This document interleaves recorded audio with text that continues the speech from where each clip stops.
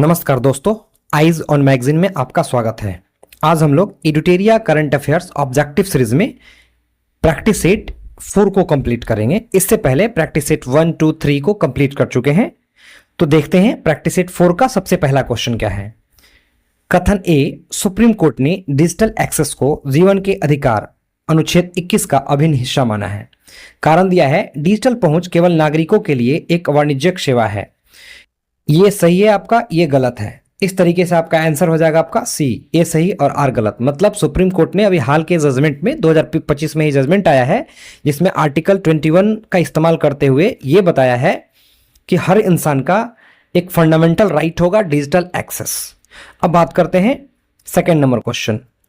नवीन अनुसंधान के अनुसार भारत की पहली जीनोम संपादित चावल की किस्में हैं। अभी हाल ही में ICAR के द्वारा रिसर्च किया गया है और 2 चावल की किस्मों को हाई एल्डिंग वैरायटी में शामिल किया गया है। तो वो चावल का किस्म एक हो जाएगा आपका पूसा DTS राइस और दूसरा हो जाएगा आपका DR धान कमला। ये जान लेते हैं ICAR क्या होता है। तो Indian council of agricultural research, इसका स्थापना जान लेते हैं 1929 में किया गया था। कहाँ पे? न्यू दिल्ली में। कहाँ पे? न्यू दिल्ली में। अब ये जो है ना DRR जो धान है, ये मंसूरी से इसको डेवलप किया गया है, जिसका खासियत है इससे 19% उत्पादन ज़्यादा होगा और ये धान लगभग 15 से 20 दिन पहले ये पक जाएगा। 15 से 20 दिन पहले पक जाएगा नॉर्मल डेज से। अब बात कर लेते हैं DTS का। ये जो है ये बासमती का हाई एल्डिंग वैरायटी है। किसका? बासमती का हाई एल्डिंग वैरायटी है। तीसरा नंबर प्रश्न देखते हैं। ऑनलाइन बाल यौन शोषण में शामिल साइबर अपराध नेटवर्क को खत्म करने के लिए CBI ने कौन सा ऑपरेशन शुरू किया है? अब देख लेते हैं ऑपरेशन चक्र क्या था। Anti national cyber crime operation है। इसको नेशनल लेवल पे शुरू किया गया है और ये CBI के द्वारा शुरू किया गया है। ऑपरेशन चक्र किसके द्वारा शुरू किया गया है? ये भी CBI के द्वारा शुरू किया गया है। इसमें किस किस चीज को देखा जाएगा? इसमें अभी हाल में फेमस सबसे ज्यादा डिजिटल अरेस्ट को देखा जाएगा। डिजिटल अरेस्ट को देखा जाएगा। फिर आपको फ्रॉड को देखा जाएगा। डिजिटल फ्रॉड जो भी होगा सब इसमें ऑपरेशन चक्र में आ जाएगा। ऑपरेशन ईगल की बात करें तो ये पंजाब गवर्नमेंट के द्वारा शुरू किया गया था, जिसमें एंटी ड्रग ट्रैफिकिंग के लिए इसको जाना गया था। एंटी ड्रग ट्रैफिकिंग मतलब ड्रग के तस्करी को रोकने के लिए पंजाब सरकार के द्वारा ऑपरेशन ईगल शुरू किया गया था। अब देखते हैं चौथा नंबर प्रश्न। 2027 में फीफा महिला विश्व कप की मेजबानी कौन सा देश करेगा? कौन सा देश करेगा? ब्राजील। 2027 में फीफा महिला विश्व कप की मेजबानी ब्राजील करेगा। पांचवा प्रश्न देखते हैं। भारतीय विदेश व्यापार संस्थान ने अपना पहला विदेशी परिसर निम्नलिखित में से कहां स्थापित करने की घोषणा की है? तो ये कहां किया है घोषणा? दुबई में। कहां पे? दुबई में। सातवां नंबर प्रश्न देखते हैं। कालेश्वरम लिफ्ट सिंचाई परियोजना किस नदी पर स्थित है? कौन सा सिंचाई परियोजना है? कालेश्वरम लिफ्ट सिंचाई परियोजना। यह कहां स्थित होगा? गोदावरी में। सातवां प्रश्न देखते हैं। निम्न में से किसे भारत का पहला पूर्ण साक्षर राज्य घोषित किया गया है? तो ये पहला पूर्ण साक्षर राज्य जो घोषित किया गया है ये उल्लास कार्यक्रम के थ्रू से किया गया है। इसमें सबसे पहला जो राज्य होगा वो होगा मिजोरम। कौन सा राज्य होगा? मिजोरम। योजना का नाम भी याद रखेंगे, नव भारत साक्षरता कार्यक्रम उल्लास। नव भारत साक्षरता कार्यक्रम उल्लास। हालांकि मिजोरम के द्वारा इसमें जो स्कोर किया गया है वो स्कोर है 98.2% और बेंचमार्क का स्कोर है 95%। इससे ज़्यादा जो स्टेट स्कोर करेगा उसको हम लोग पूर्ण साक्षर राज्य घोषित कर देते हैं। तो उल्लास नव भारत साक्षरता कार्यक्रम के तहत सबसे पहला राज्य का नाम हो जाएगा कौन सा? मिजोरम। अब देखते हैं आठवां नंबर प्रश्न। टेक इट डाउन एक्ट किस देश ने पास किया है? टेक इट डाउन एक्ट ये पास किया है अमेरिका ने। किसने पास किया है? अमेरिका ने। अब देखते हैं नौवां प्रश्न। वन डे वन जीनोम पहल का उद्देश्य क्या है? वन डे वन जीनोम पहल का उद्देश्य है प्रतिदिन एक सूक्ष्म जीव का जीनोम विश्लेषण करना। प्रतिदिन एक सूक्ष्म जीव का जीनोम विश्लेषण करना। अब देखते हैं 10वां नंबर प्रश्न। संयुक्त राष्ट्र द्वारा जारी नई जनसांख्यिकी की रिपोर्ट के अनुसार भारत की प्रजनन दर घटकर प्रति महिला कितनी हो गई है? तो भारत की महिलाओं का जो प्रजनन दर है ये घट करके अभी हो गया है 1.9 प्रति महिला। 1.9 प्रति महिला, याद रखना है। 11 नंबर प्रश्न देखते हैं। हाल ही में खबरों में रहा गोल्डन डोम का संबंध किस देश से है? गोल्डन डोम का संबंध किस देश से है? तो ये हो जाएगा आपका संयुक्त राज्य अमेरिका। कौन से देश से हो जाएगा? संयुक्त राज्य अमेरिका। 12 नंबर प्रश्न देखते हैं। जाति आधारित जनगणना से संबंधित नीति परिवर्तनों को ध्यान में रखते हुए निम्नलिखित कथनों पर विचार करें। सबसे पहला स्टेटमेंट है, अब भारत में जाति आधारित जनगणना डिजिटल रूप में भी की जाएगी। बिल्कुल सही। दूसरा स्टेटमेंट है, यह निर्णय केंद्र सरकार द्वारा सुप्रीम कोर्ट के आदेश पर लिया गया था। ऐसा नहीं है, खुद गवर्नमेंट ने लिया है ये आदेश, ये निर्णय। तीसरा है, पिछली पूर्ण जाति जनगणना ये 1931 में, ये हम लोग पहले वाले वीडियो में भी डिटेल में इसको देखे हुए हैं कि पहले जाति आधारित जनगणना का इतिहास क्या रहा है, लास्ट में कब किया गया था। तो ये 1 और 3 स्टेटमेंट सही है। इस तरीके से आंसर हो जाएगा आपका ऑप्शन नंबर ए। अब देखते हैं 13 नंबर प्रश्न। डाक विभाग ने देश भर में शैक्षिक, सांस्कृतिक, धार्मिक और सामाजिक पुस्तकों की किफायती दरों पर डिलीवरी के लिए किस नाम से डाक सेवा की शुरुआत किया गया है? तो ये डाक सेवा का शुरुआत किया गया है ज्ञान पोस्ट के नाम से। किस नाम से किया गया है? ज्ञान पोस्ट के नाम से। देखते हैं 14वां नंबर प्रश्न। 6G तकनीक के संबंध में विचार करें। पहला स्टेटमेंट है, भारत अब तक 6G पेटेंट दाखिल करने में शीर्ष 6 देशों में शामिल है। दूसरा स्टेटमेंट, भारत में 6G सेवाएं 2026 तक चालू हो जाएंगी। तीसरा स्टेटमेंट, भारत का फोकस दूर दराज इलाकों में ब्रॉडबैंड एक्सेस पर है। आपको इसमें सत्य कथन का चयन करना है कि सत्य कथन कौन कौन सा होगा। इसमें सत्य कथन आपका फर्स्ट वाला होगा और तीसरा वाला होगा। मतलब क्या? भारत अब तक 6G पेटेंट दाखिल करने में 6ठे स्थान पे है और भारत का फोकस दूर दराज इलाकों में ब्रॉडबैंड एक्सेस पर है। अब देखते हैं 15 नंबर प्रश्न। मई 2025 में किस संगठन ने विश्व पशु स्वास्थ्य रिपोर्ट की पहली स्थिति जारी की है? तो ये पहली स्थिति जारी करने वाला संस्था हो जाएगा विश्व पशु स्वास्थ्य संगठन। कौन सा? विश्व पशु स्वास्थ्य संगठन, याद रखना है। अब देखते हैं 16 नंबर प्रश्न। सीबीआई का ऑपरेशन चक्र, अभी जस्ट हम लोग ऊपर में डिस्कस किए हैं। ऑपरेशन चक्र निम्नलिखित में से किससे संबंधित है? अभी हम लोग ऊपर डिस्कस कर चुके हैं। इसका आंसर हो जाएगा साइबर धोखाधड़ी से निपटने हेतु। ये नेशनल लेवल पे शुरू किया गया है। अब देखते हैं 17 नंबर प्रश्न। AI फॉर नेचर कार्यक्रम, AI फॉर नेचर कार्यक्रम किस संगठन से संबंधित है? तो ये इस संगठन का नाम हो जाएगा FAO। क्या हो जाएगा? FAO, food and agricultural organisation. अब देखते हैं 18 नंबर प्रश्न। भारत में पवन ऊर्जा उत्पादन से संबंधित निम्नलिखित कथनों पर विचार करें। भारत में पवन ऊर्जा, सबसे पहला स्टेटमेंट है, वैश्विक स्तर पर पवन ऊर्जा उत्पादन में भारत का स्थान चौथा है। बिल्कुल सही है, क्योंकि इससे पहले ये हो जाएगा आपका चाइना पहले नंबर पे, दूसरे नंबर पे हो जाएगा आपका USA और तीसरे पे हो जाएगा जर्मनी, चौथे पे आता है इंडिया। दूसरा स्टेटमेंट है, भारत ने 31 मार्च 2025 तक 50 गीगावाट की संचाई स्थापित पवन ऊर्जा क्षमता हासिल कर ली है। बिल्कुल, ये भी स्टेटमेंट सही है। तीसरा स्टेटमेंट देखते हैं, भारत में शीर्ष पवन ऊर्जा उत्पादक राज्य कर्नाटक है। बिल्कुल नहीं, कर्नाटक 3rd स्टेट है। पहले नंबर पे आता है आपका गुजरात, दूसरे नंबर पे आता है आपका तमिलनाडु और तीसरे नंबर पे आता है कर्नाटका। तो इस प्रकार आपका आंसर हो जाएगा 1 और 2, मतलब स्टेटमेंट फर्स्ट और स्टेटमेंट सेकंड सही है, थर्ड वाला स्टेटमेंट गलत है। अब देखते हैं 19वां नंबर प्रश्न। वैश्विक अंतरिक्ष अन्वेषण सम्मेलन 2025 का आयोजन कहाँ किया गया है? कौन सा? वैश्विक अंतरिक्ष अन्वेषण सम्मेलन 2025 का आयोजन ये किया गया है नई दिल्ली में। कहाँ किया गया है? नई दिल्ली में। 20वां नंबर प्रश्न देखते हैं। भारत में टेक फॉर इक्विटी इंडेक्स किस उद्देश्य से शुरू किया गया है? भारत में टेक फॉर इक्विटी इंडेक्स ये किस पर्पस से शुरू किया गया है? डिजिटल समावेशन के पर्पस से। अब क्वेश्चन नंबर 21, ऑपरेशन हॉक, अभी जस्ट हम लोग पढ़े हैं। ऑपरेशन हॉक किससे संबंधित है? तो यह संबंधित है बाल तस्करी से। किससे संबंधित है? बाल तस्करी से। 22वां नंबर प्रश्न देखते हैं। गोल्डन ड्रैगन 2025 किसका संयुक्त अभ्यास था? कौन सा? गोल्डन ड्रैगन 2025 किससे संबंधित था? तो यह हो जाएगा चीन और वियतनाम से संबंधित। किससे होगा? चीन और वियतनाम से संबंधित। 23वां नंबर प्रश्न देखते हैं। राष्ट्रीय महिला आयोग नेशनल कमीशन ऑन वुमेन ने किस संस्था के साथ मिलकर महिला सुरक्षा हेतु समझौता किया है? याद रखना है, राष्ट्रीय महिला आयोग और फ्यूचर शिफ्ट लैब्स दोनों मिलकर के महिला सुरक्षा हेतु एक समझौता किए हैं। अब बात कर लेते हैं राष्ट्रीय महिला आयोग।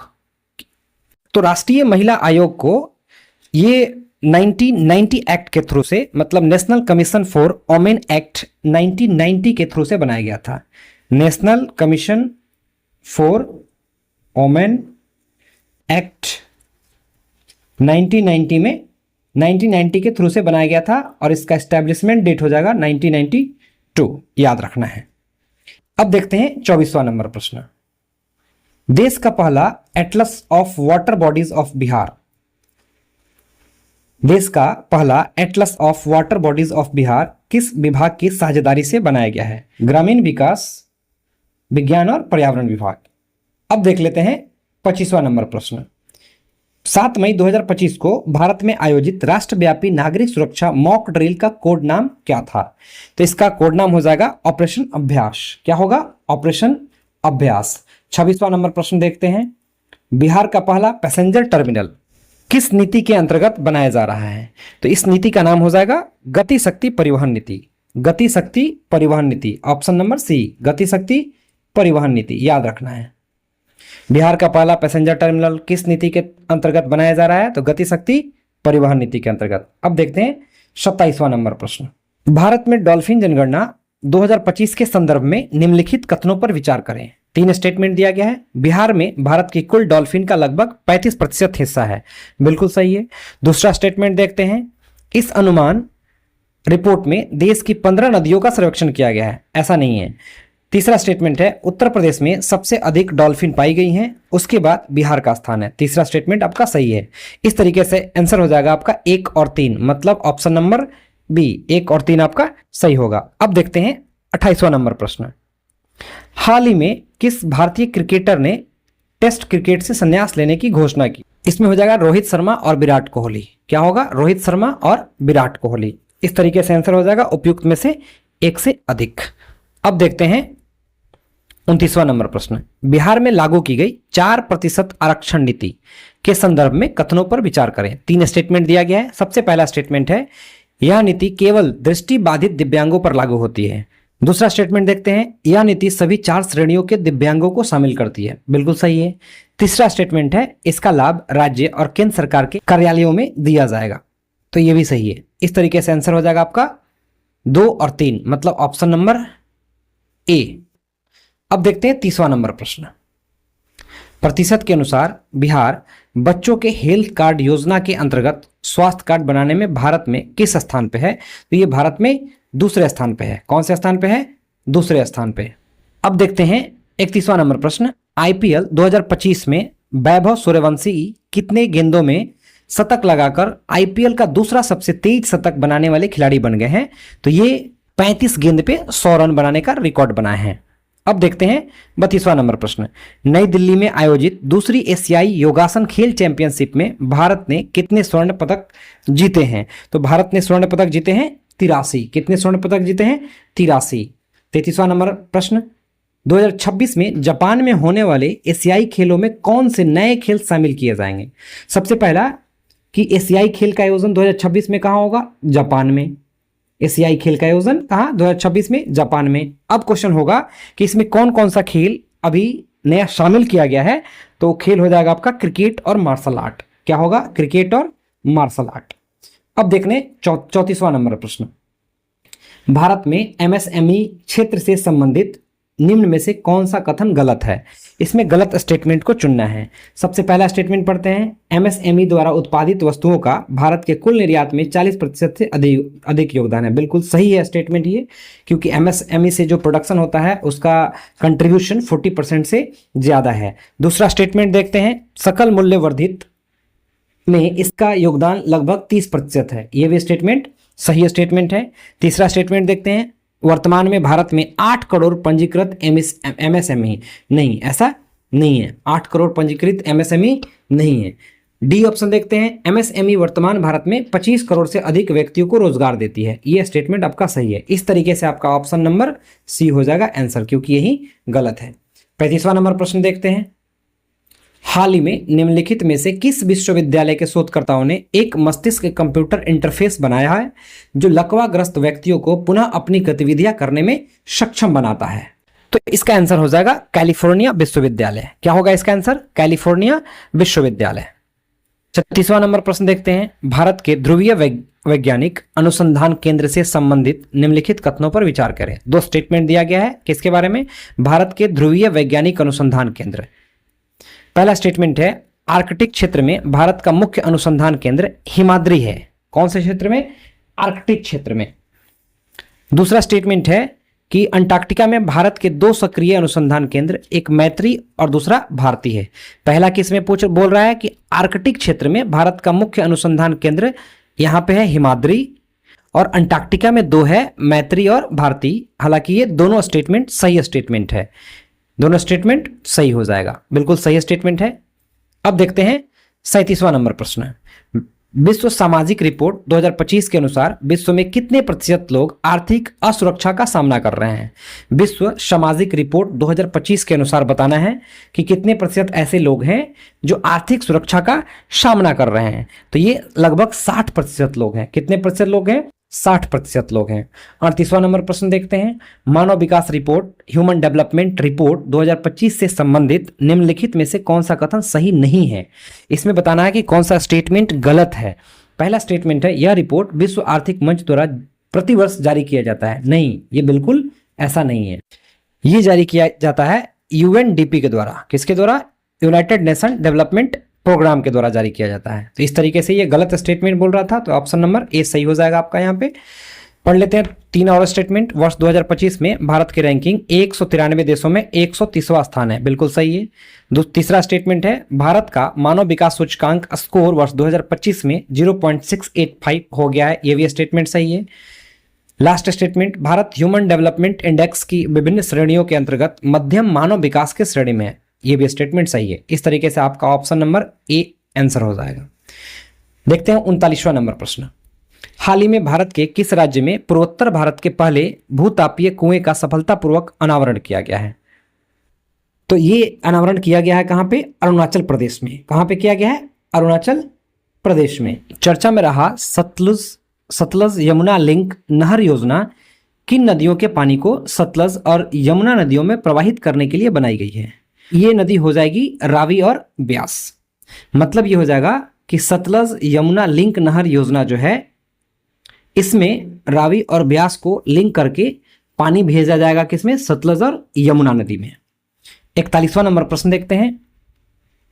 हाल ही में डॉक्टर एमआर श्रीनिवासन का 95 वर्ष की उम्र में निधन हो गया।